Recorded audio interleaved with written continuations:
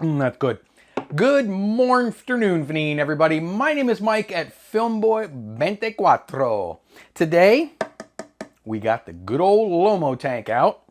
Yep, and a roll of, whoa, Ektachrome 160 Type G silent film that was shot presumably a long, long time ago. Let's see if we can figure out what's on it.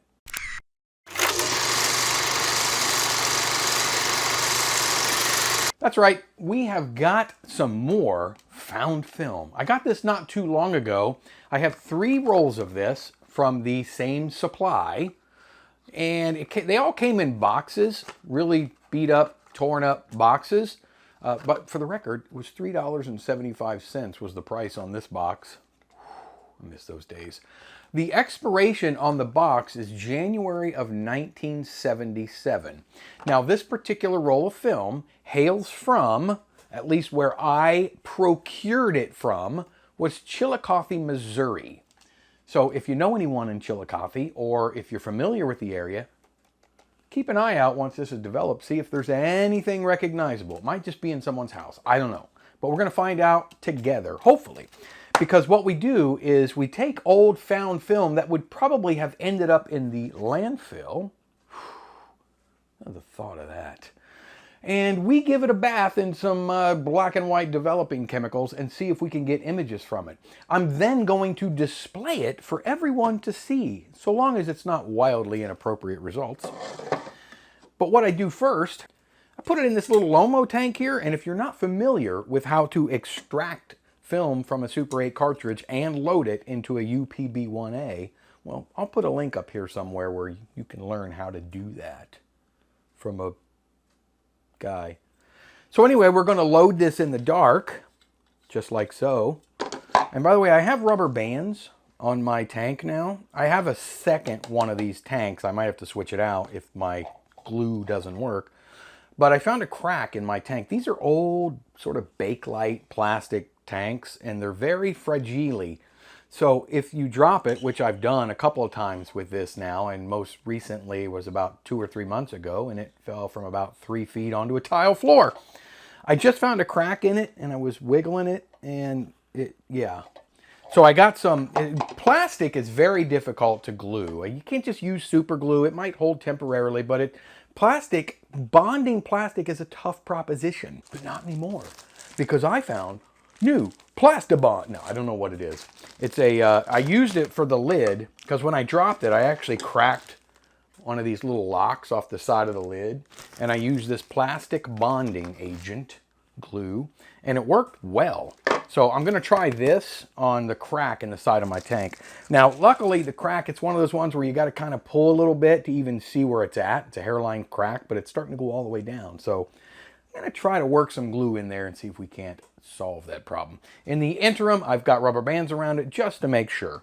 So what I'm going to do is load this tank up. It's only going to take me, 15 minutes, in which case I'll be back, and we'll discuss exactly the process I'm going to use to try and get an image out of this fully, I don't know if you can see that, fully exposed cartridge.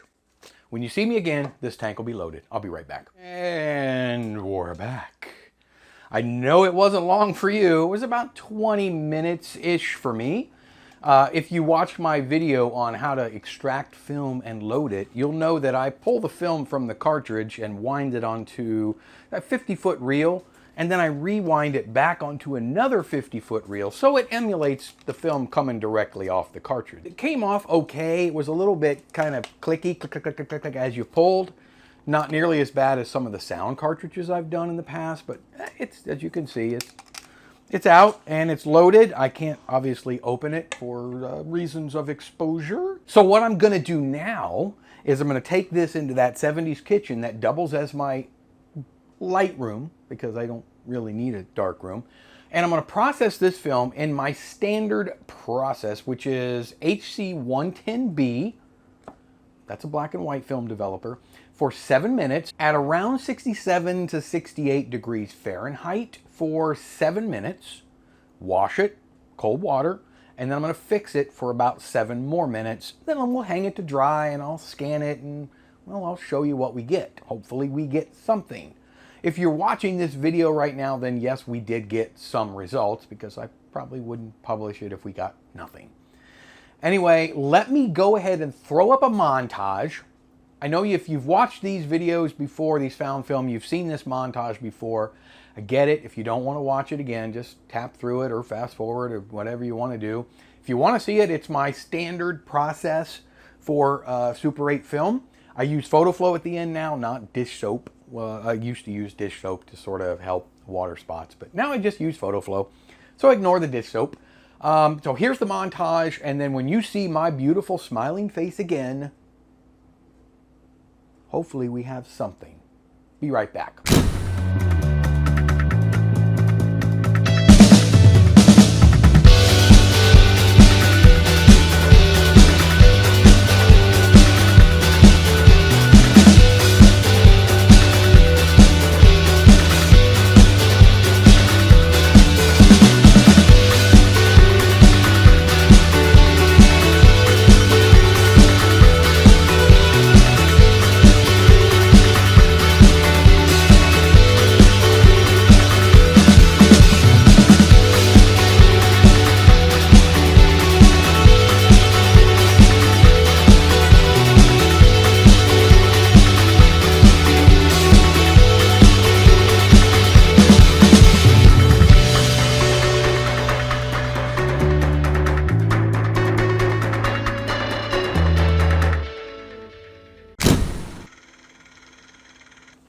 Yep, we're done.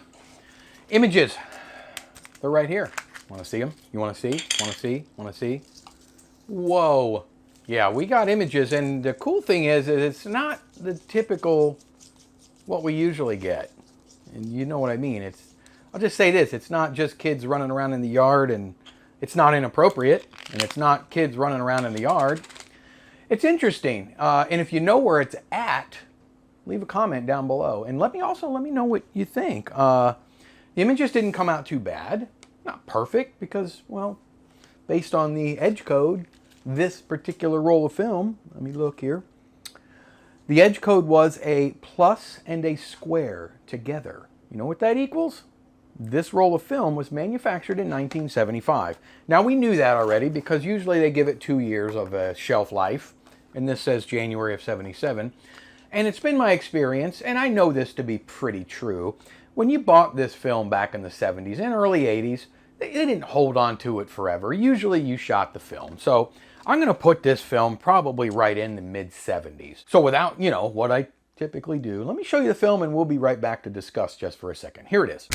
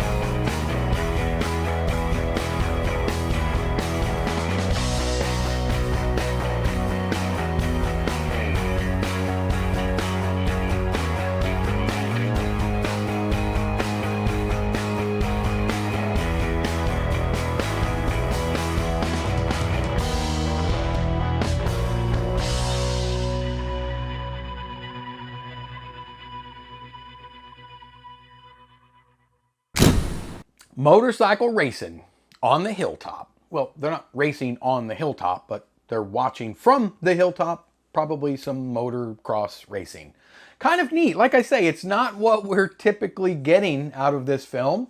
So I'm really curious what the other two rolls are going to produce, because I have two more just like this. I also have a K2 that came with this little lot, and I don't expect to get any results out of that, but we'll try. And what I probably will do with the Ektachrome stuff is process it off camera first, and then if we do get an image, maybe I'll throw a quick episode together. But with the old Ektachrome, I'm pretty confident that we usually get halfway decent images.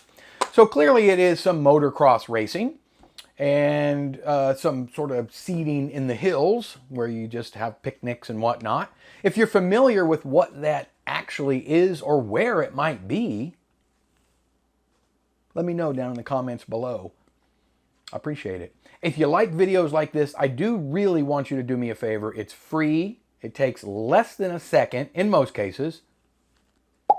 Right there, just tap it. Tap the like button for me.